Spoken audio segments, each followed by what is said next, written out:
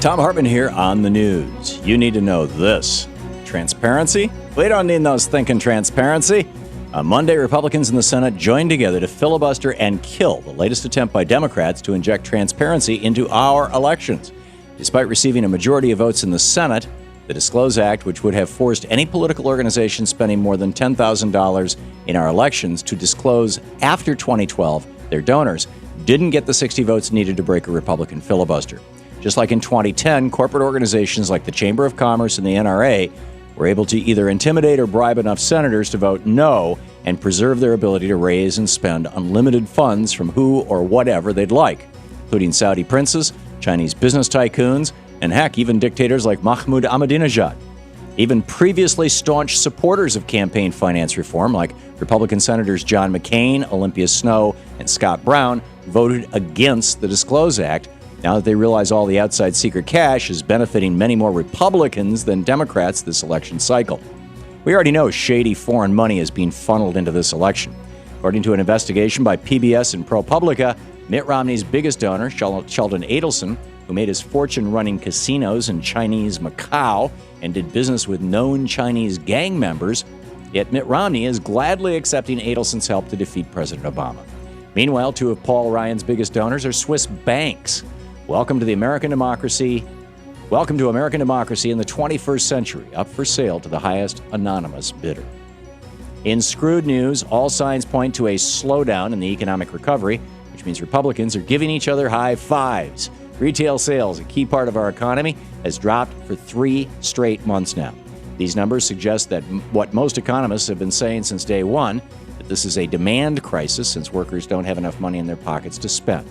On top of that, a new report by the Economic Policy Institute reveals that the Republican austerity measures that have killed more than 1 million public sector jobs are also killing jobs in the private sector. Looking at the economic multiplier effect, every single government job that is lost causes an overall reduction in consumer spending in the economy and thus pain for the private sector. As the EPI concludes, for every dollar cut in salary and supplies of public sector workers, another 24 cents is lost in purchasing power throughout the rest of the economy. This means that the public sector being down 1.1 million jobs has likely caused the private sector 751,000 jobs. Unemployment would be a full percentage point lower right now, if not more, if only Republicans had not sabotaged our economy. Bottom line, when Republicans like Romney and McConnell talk about the bad economy, they're bragging. In the best of the rest of the news, with questions still lingering about the execution of Troy Davis in Georgia last year, that state is about to wade into another execution controversy.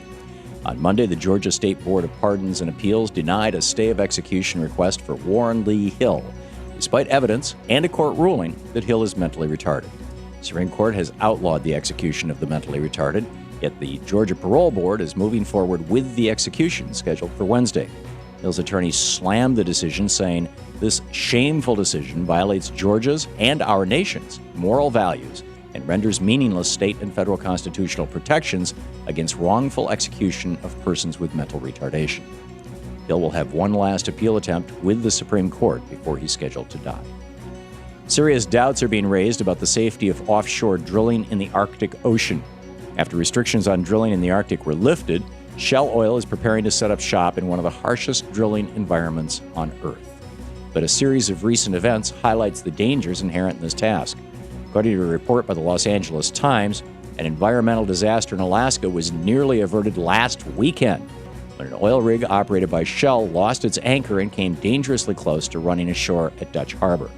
This incident comes on the heels of the Coast Guard refusing to certify Shell's 37-year-old spill response barge over safety concerns. Yet our government is prepared to let Shell drill in the Arctic, a place of extreme and unpredictable weather where containing an oil spill is virtually impossible. Did we learn nothing from the BP Gulf of Mexico oil spill? No nukes. That was the message coming out of central Tokyo on Monday as more than 100,000 protesters took to the streets against recent decisions to restart Japan's nuclear reactors. Amid widespread criticism, Japan restarted a nuclear reactor earlier this month for the first time since the ongoing Fukushima nuclear crisis back in March of 2011. Monday's demonstrations pointed to a recent report that exposed nuclear plant operators, TEPCO, and the Japanese government, all ignoring critical warnings that predicted something like the Fukushima nuclear crisis. and concluded, therefore, that the disaster was clearly man-made. Japan knows what it feels like to get burned by nuclear power. That's why hundreds of thousands of people are in the streets. Unfortunately, if we don't have this same sort of public action in America against nuclear power, it's just a matter of time before we, too, get burned by the world's most dangerous and expensive form of electricity generation. And finally, it was just a matter of time before this happened. The man with the world's largest penis met the TSA. Jonah Falcon, who's been featured in several documentaries touting his 13 inches of manhood, was trying to catch a flight out of San Francisco earlier this month. The TSA noticed a strange bulge in his pants.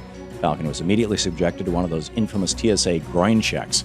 Falco says in the future he'll just wear bike shorts so that agents clearly know what the situation is. After the TSA inspection, it was determined that Falco was not actually carrying a weapon in his pants, at least not literally. And that's the way it is today, Tuesday, July 17th, 2012.